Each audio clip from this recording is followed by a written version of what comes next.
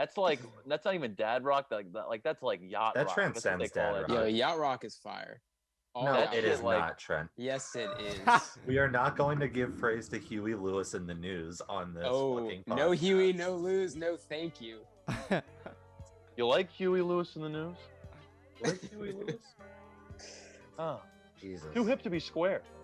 Oh my god, dude. Nah, but listen, Hey, Brad. they went on a spree in the 80s, bro. They were like the Drake of the 80s, bro. Every movie there was a Huey Lewis song. I feel that though. Yeah, for Like real. they got Back to the Future. Like I don't what other song? The Power of Love is from Back to the Future. also Back to the Future, right? But Yeah, they Back like to the Future. Back Yo, to the Future too. they got every movie. They had Back to the Future. No, but and like Back to the Future. listen. That's every movie, man. They went on a run though. They went on a run. No, whether they you were in like it so or many not. 80s movies. Like really Yeah, just, but like that's the only one that can come to mind because like That's a good I'm one. not like going around scrounging for any movie with Huey Lewis doing the soundtrack. we need Ben to have the you should be. exclusive index of Huey Lewis in the news in films. Thoughts from on the it?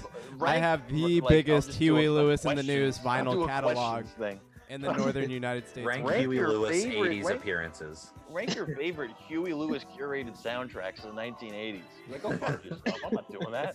Talk I hate about when fucking. people ask that shit. We talk Twitter about post. Boogie Nights. I get it in my comments all the time. It's like, What? yeah, what's like rank Eagles songs, and it's just like, get the fuck out of my face. You gotta Dude, fucking. You know why. Their greatest hits album just became the most sold record of all time over Thriller like 2 months ago. What? Talking Eagles. Yeah, the Eagles' greatest hits is the most like sold album Yeah. of all time at this Freaking point. blasphemous. That's fucking horrendous. That's crazy because Thriller It's crazy. Thriller sold a lot of fucking albums. I was Listen, gonna say. you know how many kids in the 80s were rocking red jackets with the zippers and shit?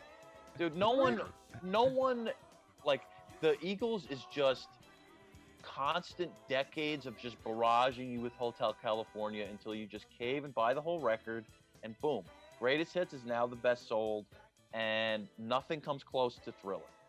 We gotta push this new Eagles. This is great. This is rock music. Go fuck yourself. Gotta like. See, and we only see you from the neck up too, so we don't even know, like have you what ever kind of seen beating you're actually Beefcake? gonna throw down on that guy. I'll put them in a rear naked choke and I was make them gonna say. beg for mercy.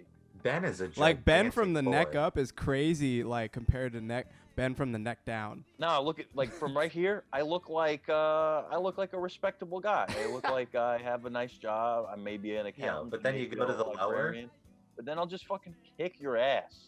Nah, have you ever Whoop seen your ass. Ben without a shirt on and flexing? It's Listen, scary. listen. Can we not do this now? Can we not do this? Like, can we get to the music? Can we do this podcast? Can we do the Right, podcast? yeah. Can we please do the podcast? Yeah. Because No, I like getting- this trend of long episodes that we're doing, just bullshitting before we even get to the albums. I don't even give a fuck. Who cares? Let's go. Let's go. Let's fucking go! Check it out, y'all. We back. Season 4, episode 23. New Ghostface. Yeah. So I wanted to make sure to deliver on an excellent episode today. Not just give you my list, not just give you Trent's list, for albums of the year, but I wanted to make sure that we got to that with a couple of our obligatory friends here. So no better than Ben and Jared, who've already been on the show, already know the fucking drill, already know how shit rolls around here, and they could just hop right in and have that conversation with us. The thing I liked about you, both of your guys' episodes, was just the engaging music conversation that we had. So I think this is going to be one of those episodes where if you're a music nerd, like the four of us are, then you're going to enjoy it like the four of us are going to enjoy this conversation. So I don't think we're going to have incredibly too much to say about Juice WRLD. So let's start with Juice WRLD.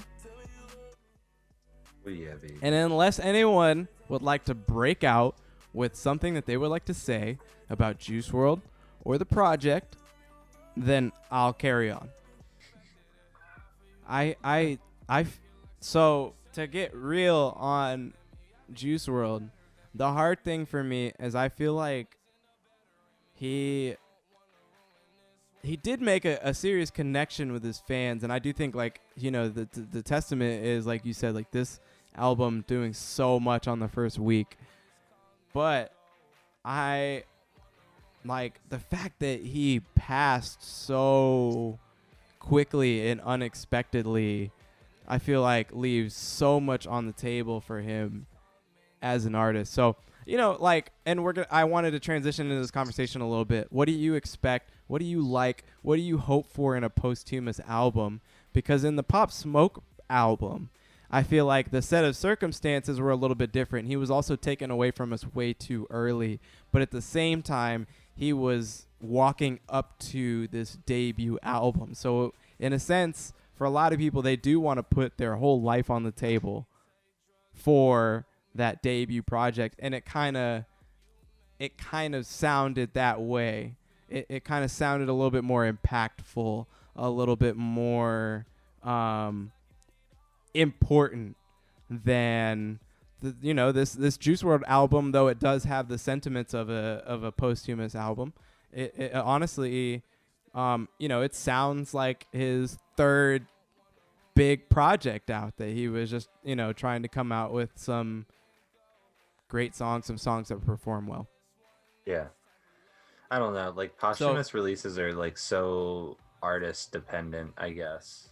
Because it's, like, with a lot of, like, let's say X, he had, like, so many different, like, sides to his musical identity that, like, they could have done so many, like, different angles with, like, posthumous releases. Whereas, like, certain artists, like a Pop Smoke, like, they're kind of just known for one thing and they just, like, honed it. So it's like, it's not hard to make a fully engaging album out of, like, someone that's more just, like, centered on one style than someone that has so many different styles that they would have to, like, blend together and think about arranging. I do think, though, musically, there is a little bit more of a story with Pop Smoke, because New York has been, in terms of the mainstream of New York hip-hop, has been in, like, a stagnated period for kind of a long time, and here comes this guy who looks like he has the prospects to change that and do something that is a little bit more out of the left field. And I thought that album sounded like someone who was trying to hit the charts, do something new, take New York somewhere where it hadn't been before, but at the same time take it where the roots had already been, the important parts about it. So that's why you hear those fabulous remakes, or the 50 Cent samples or interpolations or something like that. So I can't agree more with that. Like, it's different with Pop Smoke, because, like, that whole album itself, it has like, it's so clear and concise what was going on, and he has two sides. I mean, two sides of this album. You got more like the R&B, because that's like the shit he would listen to when he was younger. I remember watching an interview and he was saying, like, oh yeah, this is like New York R&B, New York hip hop, like that blend is what I grew up on. And, like, you can tell that he was working on this album, and he had a concise group of people that he was working on this album with. The features, so in some areas, because they tacked on a few people at the end, and that was fine. I didn't really have a big problem with that. But it's like, you can tell where he was going. You have a clear and direct vision. And you know me, I love Pop Smoke. I love me some Pop Smoke. There were bangers, and dude, it blew me away. The second half of the album, honestly, I enjoyed more, like the R&B infused. Like, you listen to that shit, I think of Ashanti, I think of Sade, I think of Nelly and Kelly Rowland. Like, I think of all these people. And again, so it talented. sounded like something that was, it was like every bit of his life, or his career, at least up to this point, amounted to this one thing. So for Juice WRLD, it didn't really feel the same way. It just felt like another one of those albums that he was going to get out there, and he had some new ideas maybe, but for the most part, it wasn't his life's work up to that point. And so it just sounds a little awkward for me as a posthumous record. So one of my questions was going to be, what did you two think about the Pop Smoke record? Because we talked about that last week. but I knew, Ben definitely a big fan. And Jared, I assume you fuck with him or maybe not. But my other question was going to be for you both. But Jared, you could start. Like, what are you looking for in a posthumous record from someone who you are a fan of? I mean, the thing is, I just want like genuine care. Like, if there's enough music there that was made like prior to someone's death, I want there to be like a genuine like understanding of like the general idea of their vision, and understanding like when you're crossing the line and just like trying to do something for money or hype or whatever it may be. But it's just like I want there to be like a clear vision, or at least be upfront and be like, we don't understand the vision, but here's these songs that they were working on and seem to be close to finishing.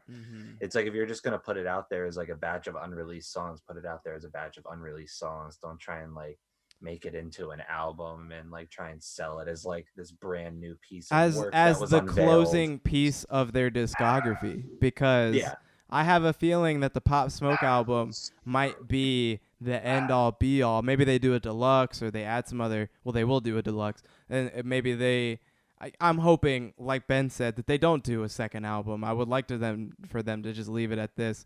Yeah. This Juice WRLD album feels like it's sold as the same thing. The end, the cap on this guy's music, and it really just sounds like unreleased tracks.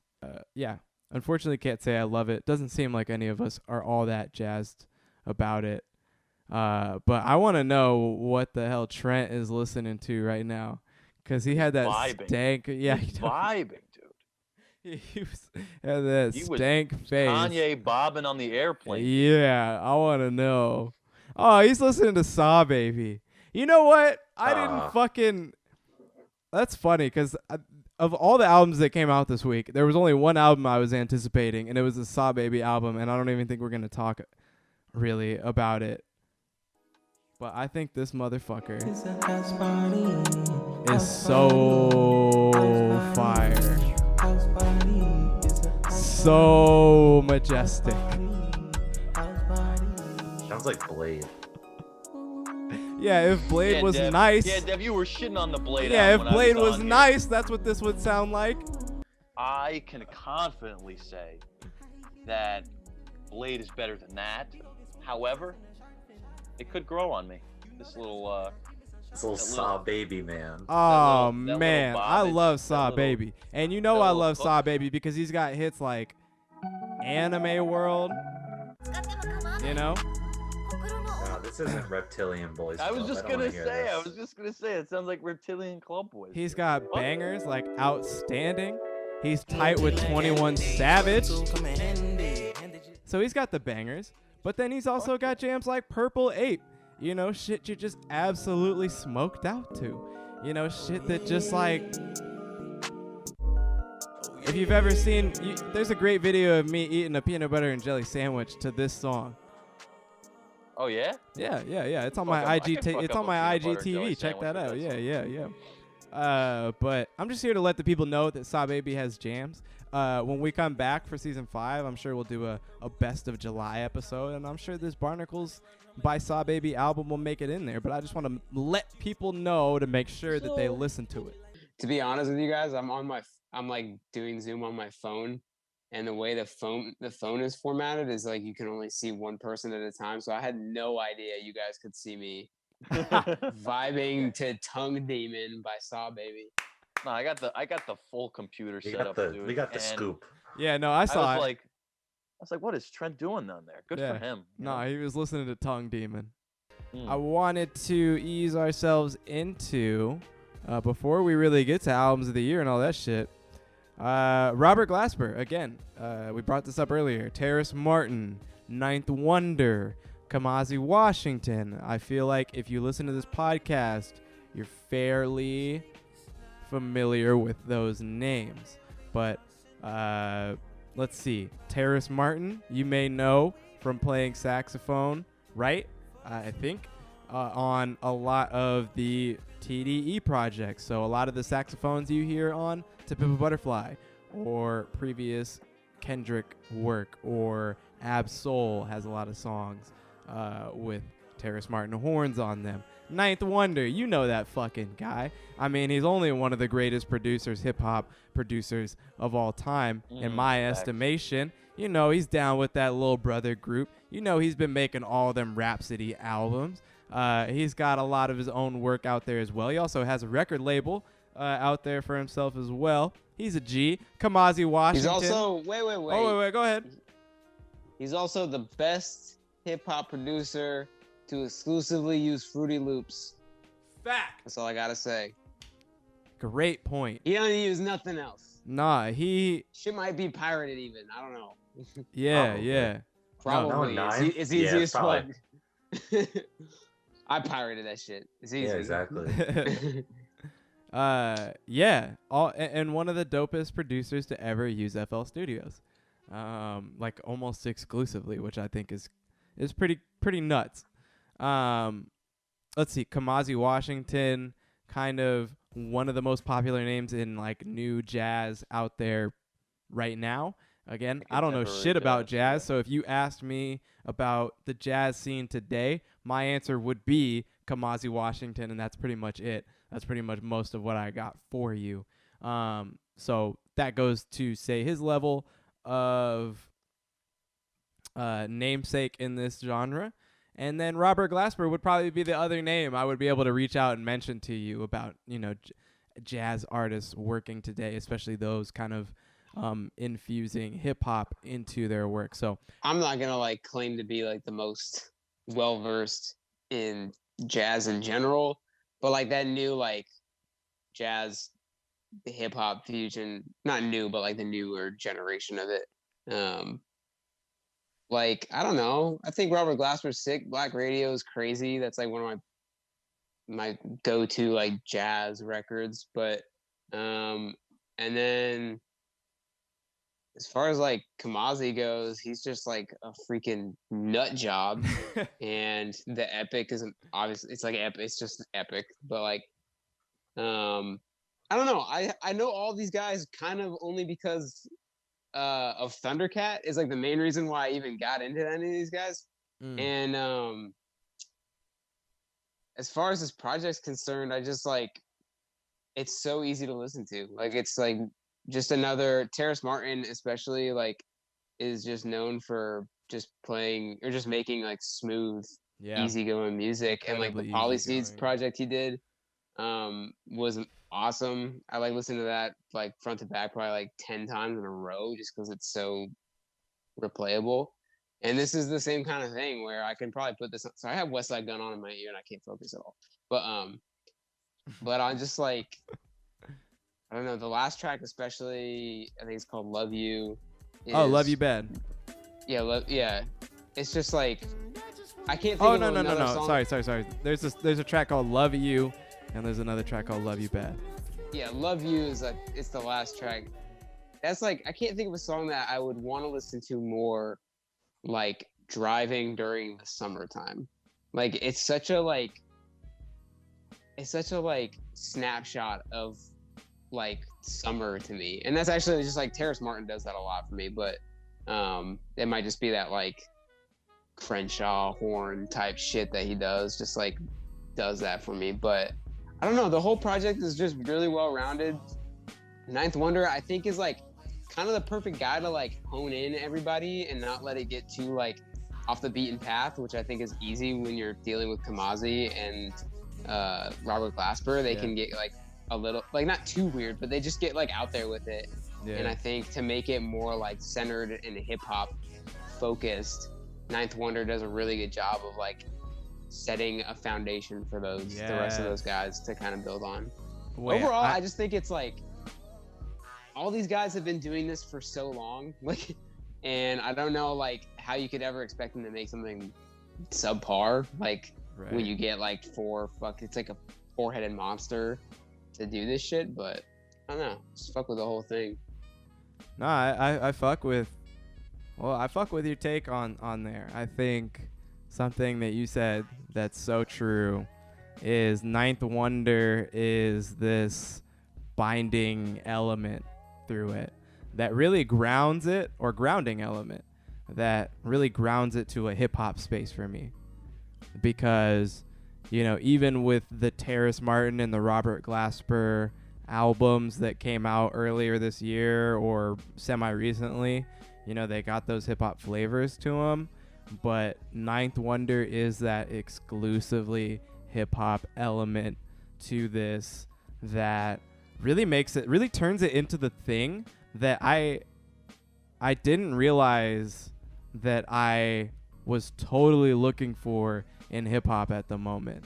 Like, I don't really feel like there's something out there like this at the moment that's so groovy, so chill, so easygoing, so beautiful with the live instrumentation, but also so true to just like core hip-hop. This it's already done a lot for me in the first like couple honest listens I've given to it. I look forward to giving it more listens, but I think it reminds me of the Knowledge Project in the way that it's not only like a musically exceptional project, but it is an exceptionally black project musically as well. I get that sense from this album heavily, and it's kind of an exciting thing to hear. Again, I've been looking to get into honestly all of these guys, Kamazi, Terrace, Robert, and like this is a project that was really easy for me to start with for them. Even though I've listened to some of their music, this is a really good starting point for me to now go back and hear some more of each of them. So good. Yeah, those are mine. Those are my picks. All right, those are the quarantine films. If you're looking for a new movie, I'll do like I did with the Dane episode. I'm gonna gather some of these. I'm gonna make a post for them. Y'all will get the recommendations one way or another, but definitely some quarantine movie recommendations coming right at you. A lot of Spike Lee shit, The fucking Lighthouse, Boogie Nights. I mean, there was bangers all up and down that list. 13th, that's where me and Trent step in. 13th, watch 13th. Don't be a fucking bitch. Prison is slavery. Fuck that shit. Facts.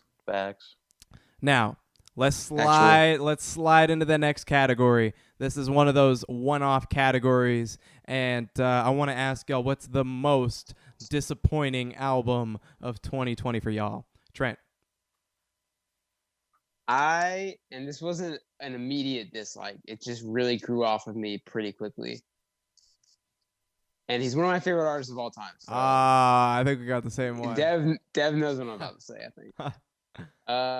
Circles doesn't do anything for me anymore. Oh, shit. Whoa. I did not even listen to it. Kill me. I'm not here to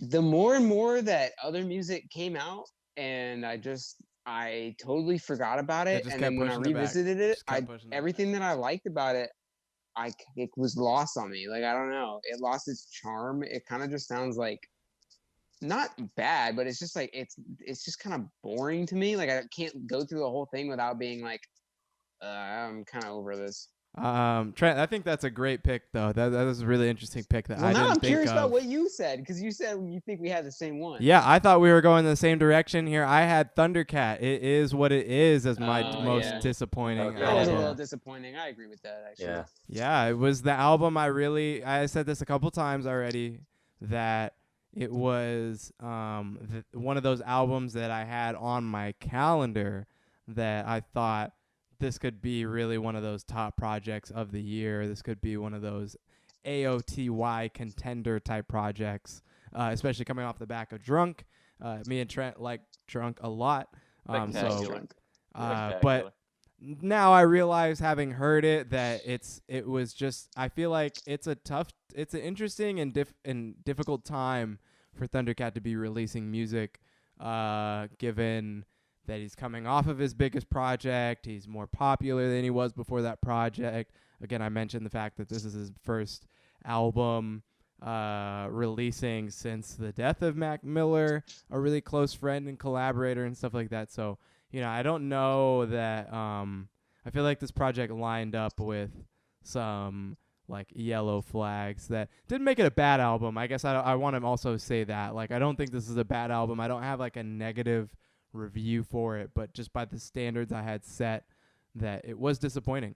So for albums of the year, I wanted to open it up to top 10 or top 15, whatever y'all want to do. But I'm just going to list them off. I will start. Number 10. Y'all heard it already. Kia A. Kia A. Forever your girl. Kia A. Bump that shit. It's fire. Number 9. Rina Sawayama. Sawayama. Number 5. Mike. Weight of the World. Number 4. Westside Gun. Pray for Paris. You know what the fuck it is. You know what kind of podcast we run around here. Hold up. Nice. That's what we like to hear. Yes, we do. Number 3 for me. And I know this is going to be a popular one. People have loved this, and I'm glad they did. Eve's Tumor, Heaven to a Tortured Mind, absolute banger. Number 2, Ka, Descendants of Cain. You want to talk about wordy? You want to talk about picking up a book?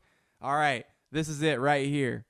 And number 1, y'all already know what it is. I've been talking about this all year. This is my album of the year for months at this point.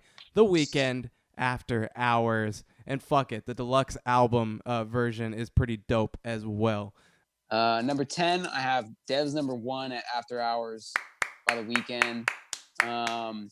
It's like sitting in that 10th place spot, and nothing has quite edged it out for me yet, so I can't move it.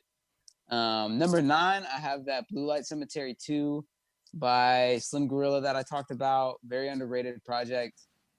Number 5, I have that Silk Money project. Don't really need to talk about that more. It blew my mind when I first listened to it. Number 4, I have Innocent Country 2, Kelly Chris and Chris Keys. So listenable, replay value crazy. Yeah. Number 3, I have project that I've put a couple people onto, but I feel like more people should listen to it. A Western Circular by Wilma Archer. Which I just wanted to say that like after you did that on one of your like the albums of the month for that month, I remember listening to it and it was really good. And I haven't been back to it since, but I remember a couple songs on there being complete standouts. The MF Doom song is crazy. There's a couple songs from the lead singer of Future Islands on it that I think are crazy. That violinist, what is her name? Sudan Archives. Sudan Archives is on it. It's not a project that I think a lot of people will like put in their top 20 albums, but I do think it has like a couple tracks that like I think are like essential listens for this year. They're just exciting and they're weird, but they're dynamic. And number 2, you already know I stand the shit out of Knowledge. 1988 is no different. I fucking love that thing. And then number 1 is still that it's barely edging out Knowledge, but Descendants of Cain is just like crazy. Every time I listen to it, there's another nuance. There's another thing I pick up on, another bar that I'm like, that's depressing as shit. One of those projects I listen to when I'm in a bad mood and it just makes me in a worse mood. And I don't know, I can't get enough of it though.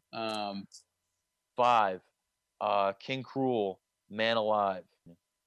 4, Mike, Way of the World. Talked about it before. It's my favorite album. June, second favorite rap album of the year, in my opinion. Impressive.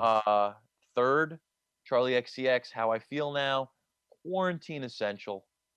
Bops, Introspection. 2, Silk Money, Attack of the 85. My favorite rap album of the year, probably. It could change, but we'll see. Talked about it before. It's very slept on. I think everyone should be able to listen to this year. Like, at least just give it one listen. And number 1 is Eve's Tumor, Heaven to a Tortured Mind. Bang, bang. I'm going to be reading off Jared's list because apparently some lightning struck outside his house and his power went out. So that's the end of Jared for this episode. goodbye. We'll see you next time. He's definitely welcome back on the show anytime he likes. Banger album number 5, Ease Tumor, Heaven to a Tortured Mind. If you haven't listened to that shit, go listen to that shit. It is so good.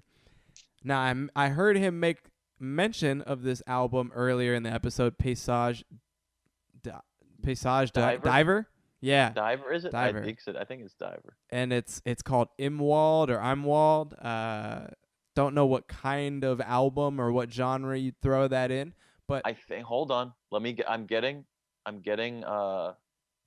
notification from a reliable source, being my Apple Music. Let's go. I have it on here on my queue. It is black metal which is Jared's wheelhouse. Yeah. So yeah, it's black metal. Probably fucking heavy as shit. Yeah. Give I it a bet it listen. is. I bet it's just like a gnarly listen. I'm sure it would perturb me, to be honest. But that's his number 4 album of the year so far, halfway through the year. Number 3, this was on Ben's list. King Cruel, Man Alive. Definitely. I'm actually surprised I haven't seen it on more lists, so I'm glad it's on this one.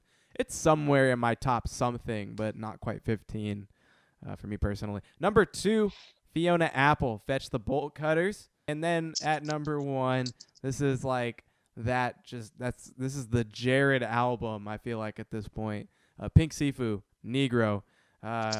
It is, I mean, he describes it as a sound collage or a noisecore album. He loves it, and he also feels like, in this time, the content of it has supremely elevated. It's a perfectly timed record. It's definitely very anti-cop, very pro-black, but, it goes into a space of music that we don't always see, very popularly in black music. And we are familiar with Pink Sifu as someone who is coming up in this scene of sample hip-hop and underground hip-hop.